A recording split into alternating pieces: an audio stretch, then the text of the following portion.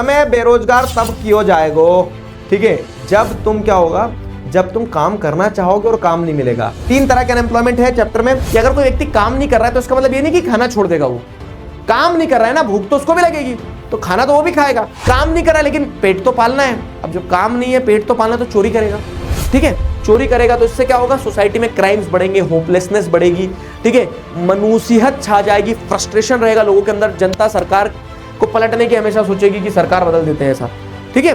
तो ये सारे इंपैक्ट्स हो सकते हैं, सारे डिसएडवांटेज हो सकते हैं। अब आ जाओ लास्ट टॉपिक क्या है। तो हमने देखा कि क्वालिटी ऑफ पॉपुलेशन डिपेंड करेगी हेल्थ और एजुकेशन से। जब हेल्दी और एजुकेटेड पॉपुलेशन होगी आपके पास में, तो ये हेल्दी और एजुकेटेड पॉपुलेशन क्या करेगी, काम करेगी। लेकिन एक शब्द है बेरोजगारी। कितने लोगों को पता है बेरोजगारी क्या होती है? मैं हूं बेरोजगार, हाँ, आज तुम्हें बेरोजगार नहीं माना जाएगा। यही सुनना चाह रहा था मैं, कि मैं पूछूं बेरोजगारी क्या होती है और तुम बोलोगे सर मैं बेरोजगार हूं। तुम्हें बेरोजगार तब क्यों जाएगो, ठीक है, जब तुम क्या होगा, जब तुम काम करना चाहोगे और काम नहीं मिलेगा। आज तुम्हें काम नहीं करना है, आज तो पढ़ना है, तो आज लेकिन तुम पढ़ भी नहीं रहे हो, ठीक है। तो बेरोजगारी क्या होती है? When a person is willing and able to work, ठीक है। एबल टू वर्क का मतलब यह है कि ऐसा होना चाहिए ना, तुम्हारे शरीर में भी जान हो, तुम काम कर पाओ, हेल्दी हो, ठीक है। और विलिंग मतलब क्या है कि पढ़ाई लिखाई पूरी हो गई है। तो यहां पे वही समझना कि when people are ready to work but can not find job. Ready से मतलब क्या है? When people are willing and able to work but they do not find work. जब एक समाज का एक हिस्सा काम करना चाहता है, काम करने योग्य भी है, लेकिन उसे काम नहीं मिल रहा है, तो तब वो बेरोजगार कहलाता है। ऐसी स्थिति को अपन अनएम्प्लॉयमेंट बोलते हैं। Simple definition, what do you understand by unemployment? तो unemployment is a situation where a person is willing and able to work but can't find a job, but can not find a job, तो वो unemployment कहलाता है। अब unemployment भी अलग अलग तरह के होते हैं। देखो 3 तरह के अनएम्प्लॉयमेंट बताए गए। पहला अनएम्प्लॉयमेंट है सीजनल अनएम्प्लॉयमेंट।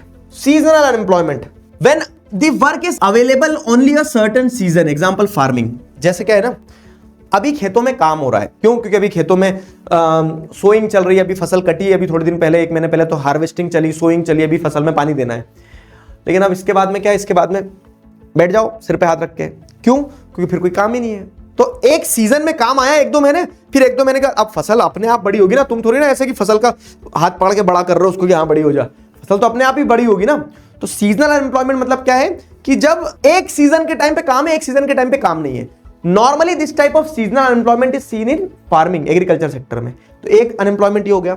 दूसरा होता है डिस्गाइज्ड अनएम्प्लॉयमेंट। अच्छे से समझना, इसमें कंफ्यूज होते बच्चे।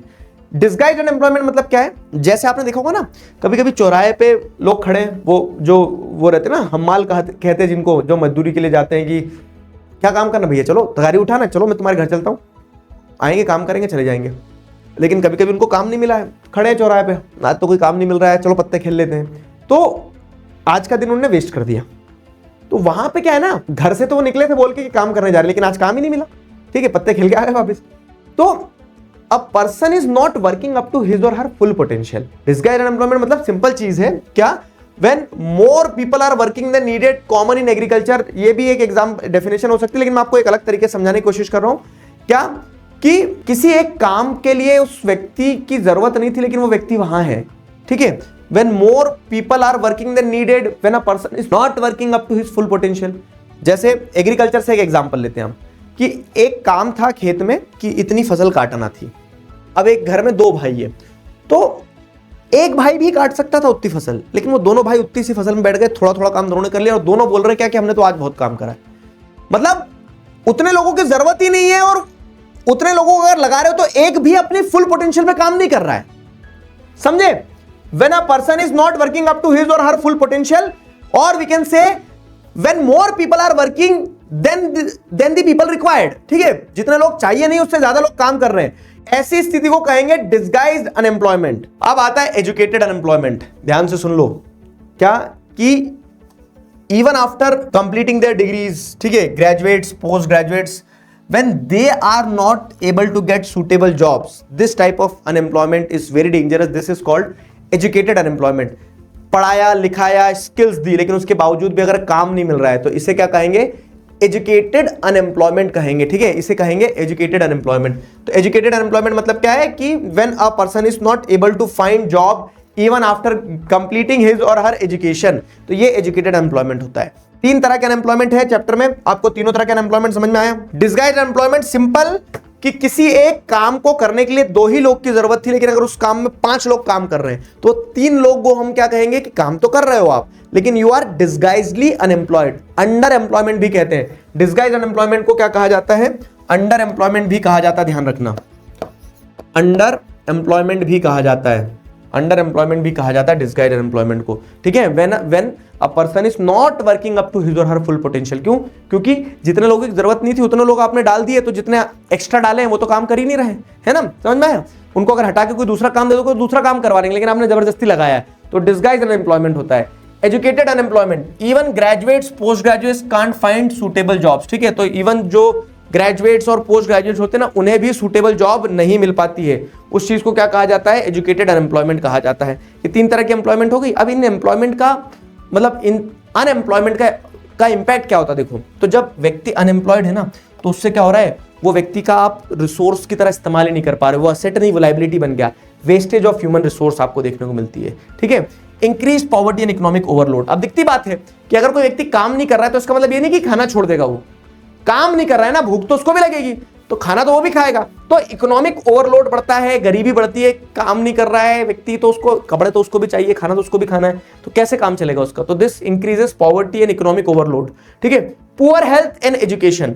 अब ऑब्वियस है कि जब एक व्यक्ति के पास काम नहीं है तो वो अपने स्वास्थ्य पे ध्यान नहीं देगा, ठीक है, जिम की मेंबरशिप नहीं ले पाएगा तो हेल्दी नहीं रह, एक एग्जांपल दे रहा हूं, ठीक है। तो पुअर हेल्थ होगी, एजुकेशन पे वो फोकस नहीं करेगा क्योंकि अब काम नहीं है तो बच्चों को कैसे पढ़ाएगा वो, ठीक है। तो हेल्थ और एजुकेशन कंट्री में खराब होगा। सोशल इश्यूज, जैसे क्या होगा? दिखती बात है कि काम नहीं कर रहा लेकिन पेट तो पालना है, अब जब काम नहीं है पेट तो पालना, तो चोरी करेगा, ठीक है, चोरी करेगा तो इससे क्या होगा? सोसाइटी में क्राइम्स बढ़ेंगे, होपलेसनेस बढ़ेगी, ठीक है, मनुष्यत छा जाएगी, फ्रस्ट्रेशन रहेगा लोगों के अंदर, जनता सरकार को पलटने की हमेशा सोचेगी कि सरकार बदल देते हैं ऐसा, ठीक है।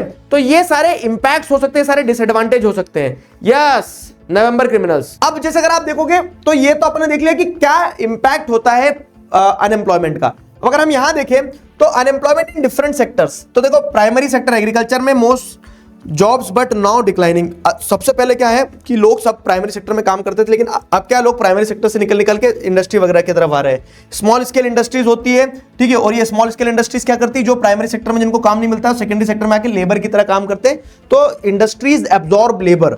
और टर्शरी सेक्टर जो होता है सर्विस सेक्टर, यहाँ पे जैसे नई नई जॉब्स क्रिएट हो रही है over the period of time. Tertiary sector में क्या है? जॉब्स क्रिएट हुई है क्योंकि ये सेक्टर बूम करा है, एक्सप्लोड करा है, जैसे आईटी सर्विसेज हो गया, बायोटेक हो गया, एक्सेट्रा, ठीक है। तो यहाँ जॉब्स इंक्रीज हो रही है। 3 तरह के सेक्टर्स हैं जो अपन ने पढ़े थे, प्राइमरी, सेकेंडरी और टर्शरी, और एम्प्लॉयमेंट का स्टेटस क्या है डिफरेंट सेक्टर्स में वो बताया गया है। क्लियर हुआ?